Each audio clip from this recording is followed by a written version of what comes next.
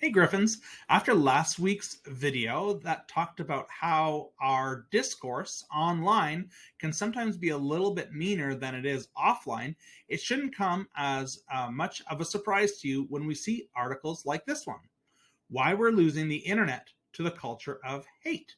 You can also see in the bottom corner a picture of a troll, and thus this is the inspiration for this week's video, the grumpy old troll. So the official definition for a troll is a person who posts inflammatory, insincere, or off-topic messages online with the intent of provoking emotional responses or manipulating others' perceptions. In simpler terms, a troll is someone who's simply fishing for attention. And they get that attention by putting a bait on the hook that is nasty words and painful or hurtful messaging. So although a troll may sound a lot like a cyberbully, there are a few distinct differences. Cyberbullies generally target an individual, and they don't want any attention for themselves. All they want is negative attention on the victim. Where a troll, on the other hand, actually is attention seeking. They want a lot of attention on themselves, and they get it by attacking entire communities. So, last week's video on the online disinhibition effect explains some of this, but cyberbullies and trolls seem to kick it up a notch even further. So why is this? Well, it's been the target of a lot of academic research. And some researchers from our very own UBC and the University of Winnipeg have found a correlation between online trolls and people that have personality disorders like psychopathy or sadism. In other words, some people simply gain pleasure from hurting others, and the internet is a really great place to do this. So that makes a lot of sense. But if you think about it, trolling happens everywhere, so not all trolling can be explained this way.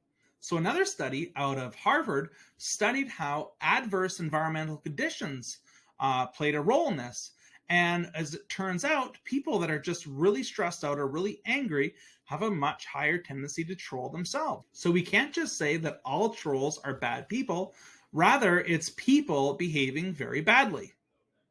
So what do you do when you come across a troll online? Well, the answer is simple. Feed the troll, you should not. Okay, I get it. I'm not going to try out for any jobs as Yoda's voice actor, but please don't troll me online. But if you do, I'm going to ignore you because that's actually the right thing to do. Remember, trolls want all the attention they can get, and they often don't even believe what they're writing. So don't try to engage them or try and convince them of something else because it's probably not even their point of view to begin with. So when you encounter a troll, don't take any of it personally because it's not a personal attack on you. It's all about them. This is also a really good strategy for cyberbullies. Retaliating is going to get you nowhere. But since these attacks are personal, don't go about it alone, even if you think you're strong enough. Seek out a parent at home or a homeroom or advisor teacher at the school. And if you don't feel comfortable with either of those options, use BC's erase reporting tools.